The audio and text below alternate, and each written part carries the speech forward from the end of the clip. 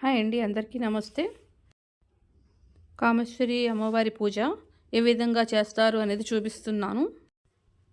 ఇప్పుడు నేను చూపిస్తున్నది పెద్ద కామేశ్వరి అమ్మవారి పూజ. పూజ కోసం ఏ ఏర్పాట్లు చేస్తారు అనేది చూపిస్తున్నాను.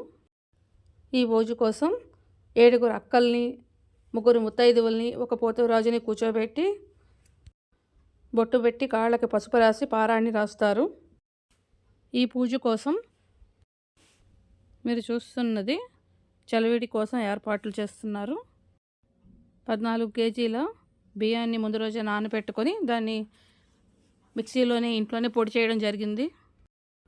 ఏలకపళ్ళని గ్రైండ్ చేసి దాంట్లో కలిపారు. ఇక్కడ చలివిడి కలపడానికి ఒక టెక్నిక్ మీకు చూపిస్తున్నాను.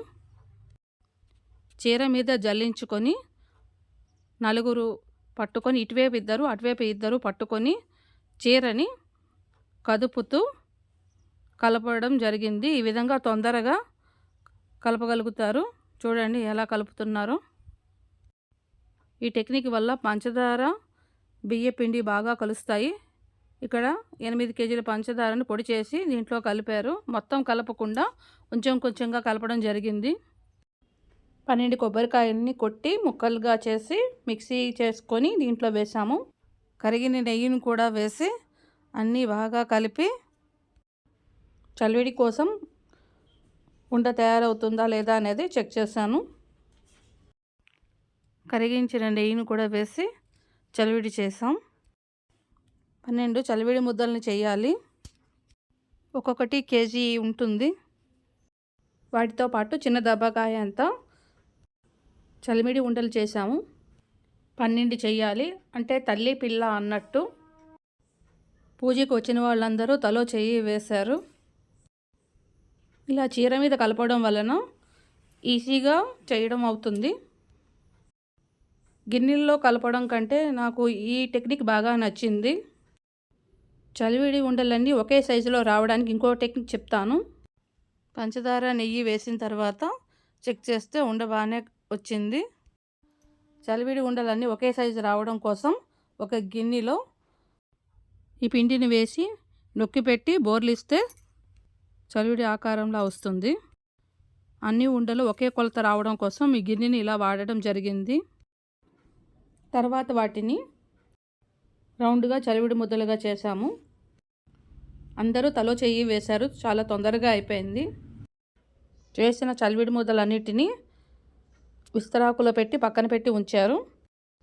చలివిడితో పాటు అలంకరణ సామాగ్రి కూడా ఇస్తారు. వాటిలో గాజులు కూడా ఉంటాయి. గాజుల్ని చెక్ చేసి 1 డజన్ గాజుల చొప్పున దారంతో కట్టడం జరిగింది. ఒకవైపు చలివిడి చేస్తుంటే ఇంకోవైపు గాజుల్ని చెక్ చేసి దారంతో కట్టి రెడీ చేశారు. మీరు చూస్తున్నారు కదా, ఇదేమిటో మీకు తెలుసా? నేనైతే మొదటిసారి చూస్తున్నాను. ఇది కొబ్బరి పువ్వు. దీన్ని కట్ చేసి లోపల నుంచి కొబ్బరి పువ్వు తీశారు. ఇదే కొబ్బరి పువ్వు. ఈ కొబ్బరి పువ్వు కామేశ్వరి అమ్మవారి పూజకి చాలా ముఖ్యమైనది. ఎందుకంటే కామేశ్వరి అమ్మవారికి ఈ కొబ్బరి పువ్వు అంటే చాలా ఇష్టం. పువ్వు మీద ఉండే ఈ అరటి దవ్వలా ఉండే దొప్పలను కూడా కట్ చేస్తున్నారు. ఒక బిందెలో బియ్యం పోసి 3 వైపులా వీటిని పెట్టి మధ్యలో కొబ్బరి పువ్వుని పెడతారు. ముందుగా బల్ల మీద ఒక క్లాత్ పరిచి అమ్మవారి ఫోటో పెట్టి పూలమాల వేసి అలంకరించారు. బిందెలో బియ్యం పోసి 3 వైపులా ఈ దొప్పలను పెట్టడం జరిగింది. చలివిడి చేయడం అయ్యింది. అన్నీ పక్కన పెట్టి ఉంచుకున్నారు. ఆ విస్తరాకులోనే వడపప్పు, పానకం, గాజుల్ని పెట్టారు.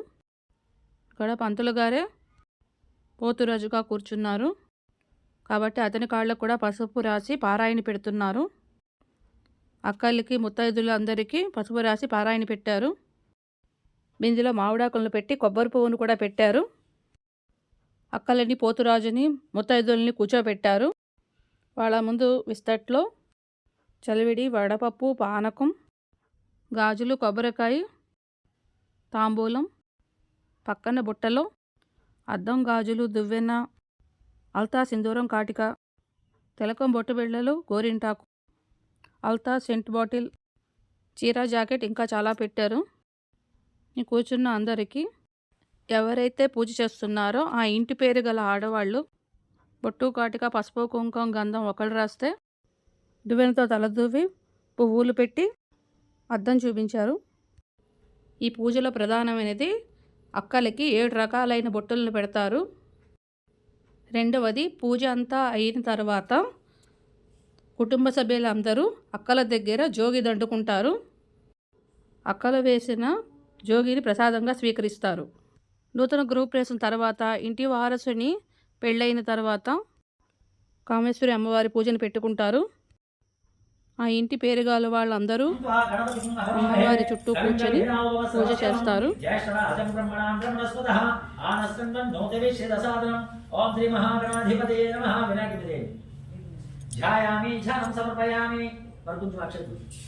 వక్రతుండ మహాకాయ కోటి సూర్య సమప్రభ నిర్విఘ్నం కురు మే దేవ సర్వకార్యేషు సర్వదా మహాగణాధిపతే నమః ఆవాహయామావాహనం సమర్పయామి మహాగణాధిపతే నమః సువర్ణ రత్నగజిత సింహాసనం సమర్పయామి.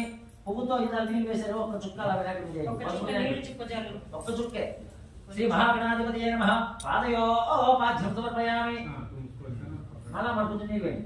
హస్తయో అర్ఘ్యం సమర్పయామి. ఓం శ్రీ మహాగణాధిపతే నమః. మళ్ళా ఒకసారి ముఖే ఆచమనం సమర్పయామి. పంచామృత ఒక చిన్న పుష్పం తీసుకోండి. ఇక్కడ పాలు ఉన్నాయి కదా, పాలు ముంచి పూతో ఇచ్చి చిన్న పువ్వు ఏదా.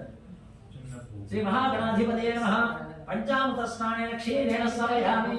ఆ పాలు అలా ఆ పువ్వుతో అలా పెట్టింది అంతే.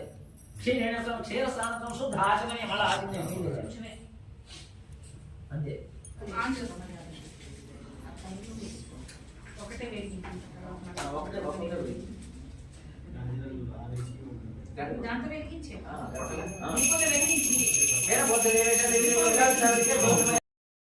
కామేశ్వరి అమ్మవారి పూజను చూసిన వాళ్ళకి విన్న వాళ్ళకి 1000 శుభాలు కలుగుతాయి. ఆమె సత్యమైన తల్లి. కామేశ్వరి అమ్మవారిని కొలిచిన తర్వాత లలితా సహస్రనామాన్ని చదివారు. మహానైవేద్యం పెట్టి హారతి మంత్రపుష్పాలతో పూజని పూర్తి చేశారు. శివకామేశ్వరి కొలను పాట పాడారు. అది 20 నిమిషాల సేపు పట్టింది. ఆ కొలను కొలిచిన వాళ్ళందరి పేర్లు చదువుతారు.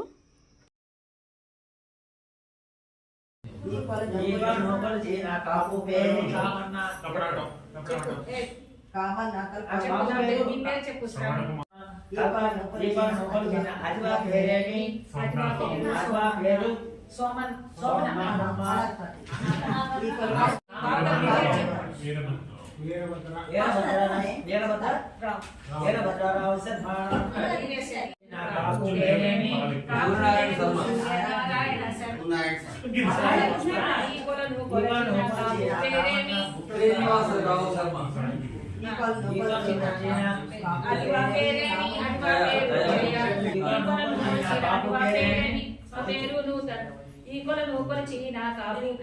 అభిషేక్ శర్మాణ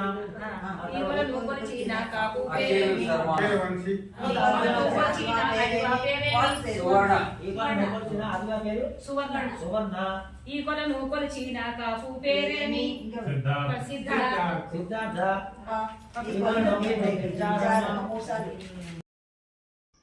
ఒక పళ్ళెల్లో పాలు పోసి దాన్ని కొలంలాగా అమ్మవారిలాగా కొలుస్తారు. కుటుంబ సభ్యులందరూ పాలు పోసిన పళ్ళాన్ని 3 సార్లు ఎత్తి 3 సార్లు దించుతారు. ఎవరికైతే కామేశ్వరి అమ్మవారి పూజ ఉంటుందో వాళ్ళు మాత్రమే పాలు జల్లుకుంటారు. పూజ అంతా పూర్తయిన తర్వాత చలిమిడి చీర జాకెట్టు అలంకరణ సామాగ్రితో అందరికీ తాంబూలాలు ఇచ్చారు. తాంబూలం ఇచ్చినప్పుడు స్వీకరించమని కోరతారు. మనం స్వీకరించామని చెప్పాలి. తాంబూలాలు ఇచ్చిన తర్వాత కుటుంబ సభ్యులందరూ అక్కల దగ్గర జోగి దండుకుంటారు. ఆ ప్రసాదాన్ని కుటుంబ సభ్యులందరూ స్వీకరిస్తారు. అందరికీ భోజనాలను వడ్డించారు. గోవిందనామ స్మరణతో పద్యాలతో పాటలతో పూజ బాగా జరిగింది. ఈ పూజ చూసిన వారికి విన్నవారికి సర్వశుభాలు కలుగుతాయి.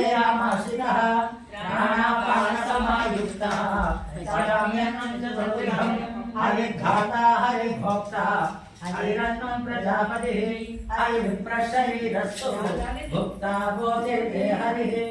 ఓం శాంతి శాంతి శాంతి.